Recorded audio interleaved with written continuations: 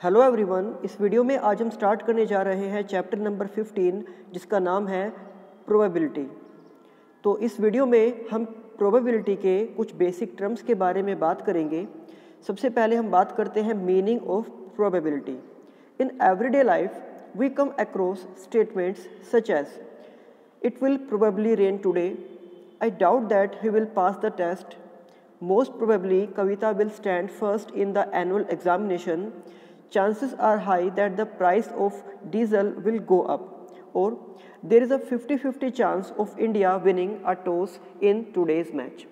तो आप देख सकते हो कि डेली लाइफ में कुछ इस तरह के स्टेटमेंट्स हम बोलते हैं या फिर सुनते हैं, जैसे कि हो सकता है कि आज बारिश हो जाए, या फिर कि मुझे डाउट है कि वो टेस्ट में पास होगा, या फिर most probably Kavita will stand first in the annual examination, यानी कि बहुत ज़्यादा चांस है कि कविता एनुअल एग्ज़ाम में फर्स्ट आ जाए। या फिर यहाँ पर है कि कुछ चांस है कि जो डीजल के प्राइसेस हैं वो हाई हो जाएंगे, यानी कि वो ज़्यादा हो जाएंगे। और फिर है कि इंडिया के एक मैच में, आज के मैच में टॉस जीतने के जो चांस हैं वो 50-50 चांस हैं। So the words probably, doubt, most probably, chances etcetera used in the statements above involve an element of uncertainty। कि जो इस टाइप के वर्ड्स यहाँ पर इन स्टेटमेंट्स में यूज़ हुए हैं, जैसे कि प्रोबेबली, डाउट, मोस्ट प्रोबेबली या फिर चांसेस, इस तरह के जो वर्ड्स यहाँ पर इन सेंटेंसेस में यूज़ हुए हैं, ये एक अनसर्टेनिटी को शो कर रहे हैं। यानी कि वहाँ पर कोई पक्का नहीं है, बिल्कुल श्योर नहीं है कि ये घटना या फिर ये जो चीज़ है वो होगी या नहीं होगी। उसके होने के कुछ चांसेस हैं बट वो फिक्स नहीं है। For example, in first statement probably rain will mean it may rain और मे नॉट रेन टुडे। कि जो फर्स्ट सेंटेंस है जहाँ पर यूज़ किया गया है कि प्रोबेबली रेन, तो वहाँ पर फिक्स नहीं है कि रेन होगी या नहीं होगी। इसका मीन सिर्फ इतना ही है कि रेन हो भी सकती है और रेन नहीं भी हो सकती है। We are predicting rain today based on our past experience when it rained under similar conditions. तो यहाँ पर हम सिर्फ केवल अपने पास्ट एक्सपीरियंस के बेस्ड पर कुछ प्रिडिक्ट ही कर रहे हैं, सिर्फ हम एक अंदाज़ा लगा रहे हैं कि ये जो कुछ कंडीशंस हैं, इन कंडीशंस में बारिश होगी या नहीं होगी। जैसे कि अगर किसी दिन आसमान में बहुत ज़्यादा बादल हो जाए तो हम वहाँ पर कह सकते हैं कि हो सकता है आज बारिश हो जाए, क्योंकि हमें पता है कि पहले भी कभी जब आसमान में ज़्यादा बादल हुए थे तो उस टाइम पर भी बारिश हुई थी। तो इसलिए उन्हीं कंडीशंस को ध्यान में रखते हुए हम एक ये अंदाज़ा लगाते हैं, हम सिर्फ एक प्रिडिक्शन देते हैं कि हो सकता है आज भी बारिश हो जाए। And similar predictions are also made in other cases listed in 2 to 5। और बाकी जो सेंटेंस है उनमें भी इसी तरह के कुछ सिर्फ प्रिडिक्शंस ही किए गए हैं, सिर्फ कुछ अंदाज़ा ही उनमें लगाया गया है। So the uncertainty of probably etcetera can be measured numerically bye means of probability. तो ये जो प्रोबेबली वर्ड की अनसर्टेनिटी होती है, यानी कि जो ये अनिश्चितता होती है, जहाँ पर हम किसी बात के बारे में श्योर हैं या फिर श्योर नहीं है, इसको हम न्यूमेरिकली रिप्रेजेंट कर सकते हैं प्रोबेबिलिटी का यूज़ करके। बात करते हैं कुछ ऑब्जेक्ट्स के बारे में जहाँ पर हम देख सकते हैं कि अलग अलग परिणाम यानी कि अलग अलग रिजल्ट्स हमें मिल सकते हैं, जिनमें से सबसे पहले आता है coin. We know that a coin has 2 faces, they are called head and tail. तो जैसे कि हम सभी को पता है कि एक कॉइन के 2 फेसेस होते हैं, जिनमें से एक फेस को हम बोलते हैं हेड और दूसरे फेस को हम बोलते हैं टेल। यानी कि जब भी हम एक कॉइन को टॉस करते हैं, उसको उछालते हैं, तो उछालने के बाद हेड भी ऊपर आ सकता है या फिर टेल भी ऊपर आ सकता है। तो ये चीज़ कभी भी पहले से फिक्स नहीं होती कि कॉइन को टॉस करने के बाद ऊपर हेड आएगा या फिर टेल आएगा। इसी तरह से यहाँ पर दूसरा ऑब्जेक्ट है डाई, जिसको डाइस भी हम बोल सकते हैं। So die is a solid in the form of a cube having 6 faces. तो ये एक तरह का क्यूब होता है जिसके टोटल 6 फेसेस होते हैं और वहाँ पर हर एक फेसेस पर कुछ डॉट्स लगे होते हैं। जैसे कि एक फेस पर उसके केवल एक डॉट लगा होता है जिसको हम बोलते हैं 1।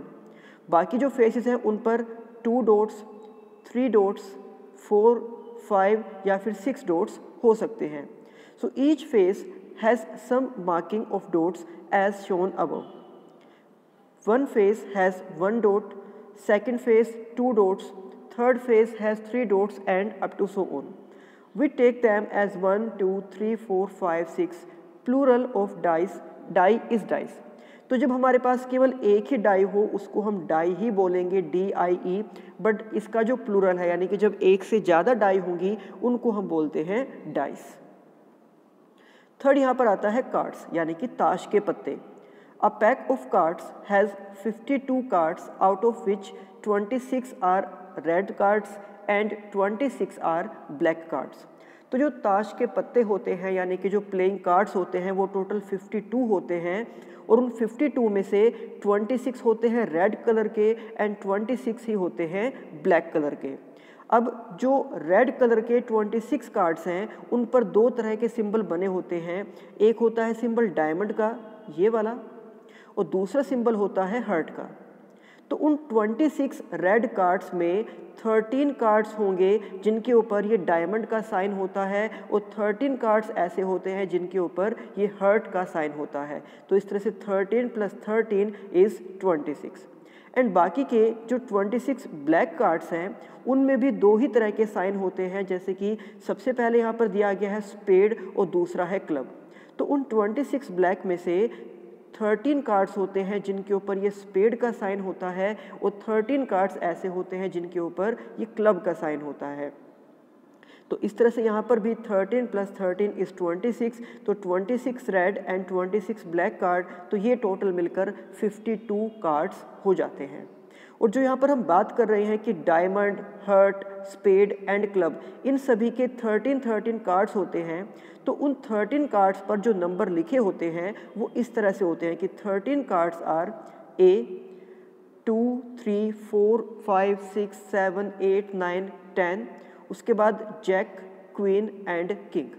यानी कि जो 13 कार्ड्स होते हैं उनके ऊपर 2 से लेकर 10 तक के तो नंबर्स होते हैं, 2 3 4 5 6 7 8 9 10, और बाकी के जो 4 कार्ड हैं उनके ऊपर इंग्लिश के अल्फ़ाबेट्स लिखे होते हैं, J Q K and A। इसमें से J को हम बोलते हैं जैक, Q को हम बोलते हैं क्वीन, K को हम बोलते हैं किंग और A को हम बोलते हैं एस। तो इस तरह से ये टोटल 13 कार्ड्स होते हैं, 1 2 3 4 5 6 7 8 9 10 11 12 एंड 13। तो ये जो 13 कार्ड्स हैं ये 13 कार्ड्स डायमंड के भी होते हैं, ये 13 कार्ड्स हार्ट के भी होते हैं, यही 13 कार्ड्स स्पेड के भी होते हैं और यही 13 कार्ड्स क्लब के भी होते हैं। यानी कि ये वाला जो साइन है इसमें भी ये सभी 13 कार्ड्स आ जाएंगे, इसमें भी ये सभी 13 कार्ड्स आ जाएंगे, इसमें भी ये सभी 13 कार्ड्स आ जाएंगे और इसी तरह से इसमें भी। सो इस तरह से 13 × 4 इज़ 52। तो प्लेइंग कार्ड्स यानी कि जो ताश के पत्ते होते हैं वो टोटल 52 होते हैं। और यहाँ पर कहा गया है कि card having A is also called an ace, जैसे कि अभी आपको मैंने बताया भी है। तो ये कुछ ऑब्जेक्ट्स मैंने आपको बताए हैं जैसे कि कोइन या डाइस या फिर प्लेइंग कार्ड्स, इनके लिए हम प्रोबेबिलिटी को फाइंड आउट भी कर सकते हैं। तो बात करते हैं प्रोबेबिलिटी एंड एक्सपेरिमेंटल यानी कि एम्पिरिकल अप्रोच। तो इससे पहले हम बात करते हैं ट्रायल के बारे में। A trial is an action which results in one और सेवरल आउटकम्स, कि कोई भी ट्रायल एक ऐसा एक्शन होता है, एक ऐसा काम होता है जिसका एक या एक से ज़्यादा रिजल्ट्स हो सकते हैं। जैसे कि अगर हम एक कॉइन को टॉस करते हैं तो यहाँ पर उसके 2 आउटकम्स यानी कि 2 रिजल्ट्स हो सकते हैं, जैसे कि उसके ऊपर हेड्स भी आ सकता है या उसके ऊपर टेल भी आ सकता है। या फिर अगर हम किसी डाई को थ्रो करते हैं तो उसके टोटल 6 रिजल्ट्स हो सकते हैं, यानी कि उसके टोटल 6 आउटकम्स हो जाएंगे, जहाँ पर हमें 1 से लेकर 6 तक का कोई भी नंबर मिल सकता है।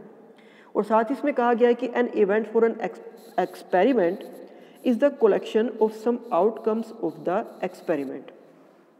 और जो एक इवेंट होता है वो किसी भी एक्सपेरिमेंट के कुछ आउटकम्स का एक कलेक्शन होता है। So let n be the total number of trials. तो यहाँ पर हम n को मान के चल रहे हैं कि ये टोटल नंबर ऑफ ट्रायल्स हैं। जैसे कि अगर आप किसी भी एक कॉइन को 5 टाइम्स टॉस करते हो तो यहाँ पर जो नंबर ऑफ ट्रायल्स है वो 5 हो जाएंगे। या अगर आप किसी डाई को 3 टाइम्स थ्रो करते हो तो यहाँ पर जो नंबर ऑफ ट्रायल्स हैं वो 3 हो जाएंगे। सो द एम्पेरिकल प्रोबेबिलिटी, जिसको हम लिख सकते हैं PE of an event E, यहाँ पर P का मतलब है प्रोबेबिलिटी और इस E का मतलब है इवेंट, यानी कि वो इवेंट जिसकी प्रोबेबिलिटी हम फाइंड करना चाहते हैं। तो उसके लिए फॉर्मूला हम लिख सकते हैं number of trials in which the event happened and divided by the total number of trials. For example, अगर हम किसी कोइन को टॉस करते हैं तो उस कोइन के ऊपर या तो हेड आ सकता है या फिर उसके ऊपर टेल आ सकता है। तो इस तरह से उसके टोटल 2 आउटकम्स हो सकते हैं। अगर हमें यहाँ पर हेड की प्रोबेबिलिटी को फाइंड आउट करना है तो हम देख सकते हैं कि यहाँ पर टोटल एक ही बार हेड आया है, तो हम यहाँ पर न्यूमरेटर में लिख देंगे 1 को। और हम ये देख सकते हैं कि टोटल 2 आउटकम्स यहाँ पर है, एक हेड और दूसरा टेल, तो इसके डिनोमिनेटर में हम लिख देंगे 2 को। तो इस तरह से हेड की जो प्रोबेबिलिटी होगी वो हो जाएगी 1/2। एंड अगर हम फाइंड करना चाहें कि टेल की प्रोबेबिलिटी क्या होगी, तो हम देख सकते हैं कि टेल भी यहाँ पर सिर्फ एक ही बार है एंड टोटल आउटकम्स 2 हैं, तो इसलिए टेल की भी प्रोबेबिलिटी 1/2 हो जाएगी।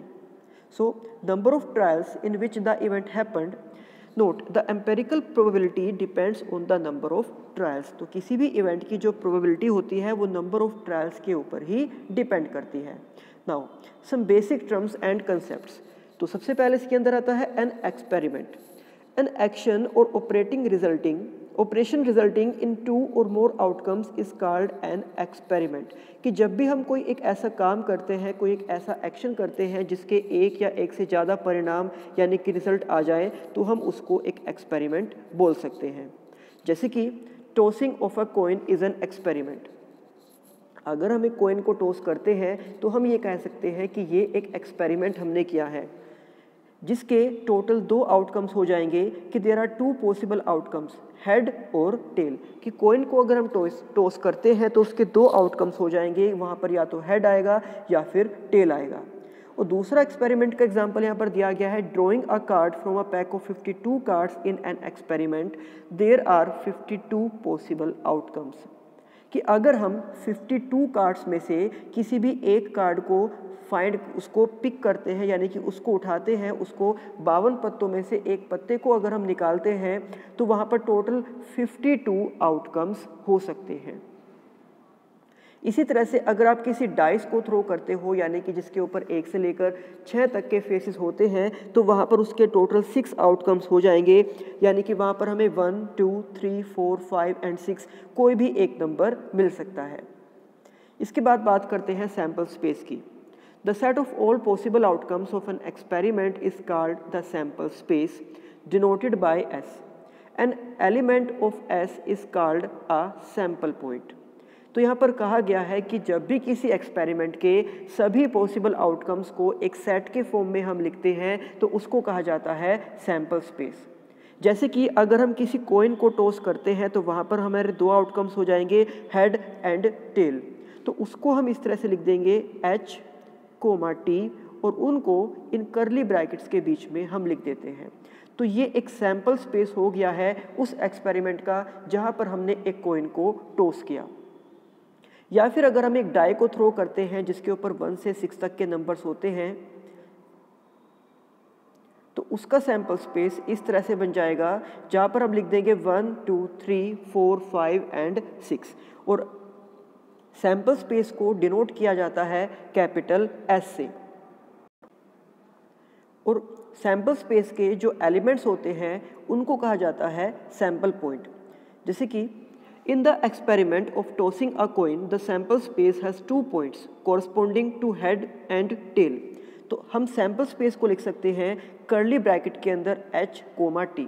तो यहाँ पर जो H है वो भी एक सैम्पल पॉइंट है एंड जो T है वो भी एक सैम्पल पॉइंट है। इसी तरह से when we throw a die, then any one of the numbers 1, 2, 3, 4, 5 and 6 will come up. So the sample space S is 1, 2, 3, 4, 5 and 6। और यहाँ पर जितने भी ये एलिमेंट्स या फिर जितने भी ये नंबर्स लिखे हैं ये सभी के सभी सैम्पल पॉइंट हैं। Event, any subset of sample space is an event. तो जैसे कि अभी बताया था आपको कि एक इवेंट भी एक एक्शन ही होता है जिसके एक से ज़्यादा आउटकम्स यानी कि रिजल्ट होते हैं। तो जब भी किसी एक्सपेरिमेंट का कोई एक सैम्पल स्पेस लिखा जाता है तो अगर उस सैम्पल स्पेस का हम एक सबसेट लेते हैं, यानी कि उसका एक पार्ट लेते हैं, उसमें से कुछ एलिमेंट्स को हम उठाते हैं, तो उस सबसेट को कहा जाता है इवेंट। जैसे कि जब एक सिक्के को यानी कि एक कॉइन को टॉस किया गया तो उसके दो आउटकम्स बन गए हैं एच एंड टी, यानी कि हेड और टेल, जिनको एक सैम्पल स्पेस में यानी कि एक सेट में हमने लिख दिया है। तो अगर हम इसके अलग अलग पार्ट करते हैं, एक हेड और दूसरा टेल, तो ये दोनों इसी के सबसेट हैं, मीन्स हम इन दोनों को कह सकते हैं इवेंट्स। या फिर अगर हम इन सभी नंबर्स को सेपरेट अलग अलग सेट में लिख दें तो ये भी इवेंट्स ही कहलाएंगे। और आप किसी इवेंट में एक से ज़्यादा एलिमेंट्स को भी लिख सकते हो, यानी कि आप इसके इवेंट बना सकते हो जैसे कि 1 2 3 4 5 6, या फिर आप इसके इवेंट्स बना सकते हो 1 3 5 and 2 4 6. So, if the experiment is done throwing a die which has faces numbered from 1 to 6, then S is 1 2 3 4 5 6. कि अगर हम एक एक्सपेरिमेंट करते हैं जिसमें हमने एक डाई को थ्रो किया और उस डाई के ऊपर 1 से 6 तक नंबर होते हैं, तो इस तरह से उसका सैम्पल स्पेस ये बन जाएगा।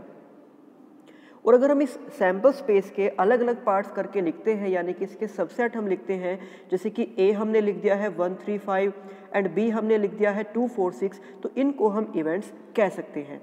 और इसी में आगे कहा गया है कि getting 7 when a die is throw is called a null event.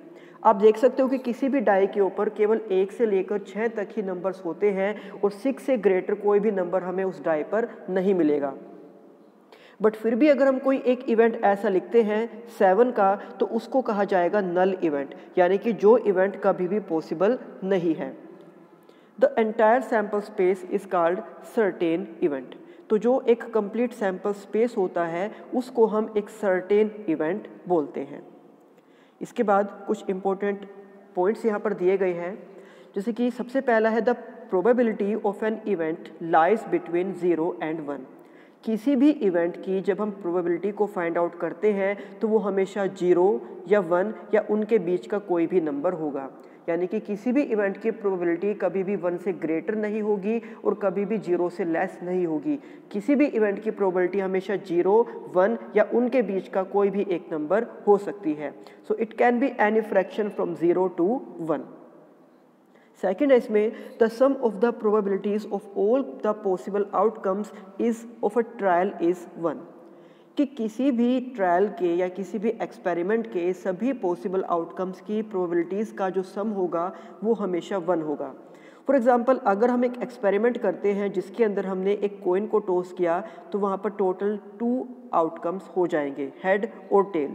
और अगर हम इन दोनों की ही प्रोबेबिलिटी को फाइंड आउट करते हैं तो यहाँ पर जो इवेंट H यानी कि जो हेड का इवेंट है उसकी प्रोबेबिलिटी हो जाएगी 1/2, क्योंकि आप देख सकते हो कि इस सैम्पल स्पेस में 1 की जो हेड है वो केवल एक ही बार आया और टोटल 2 आउटकम्स यहाँ पर लिखे गए हैं, तो हमने हेड की प्रोबेबिलिटी को लिख दिया है 1/2।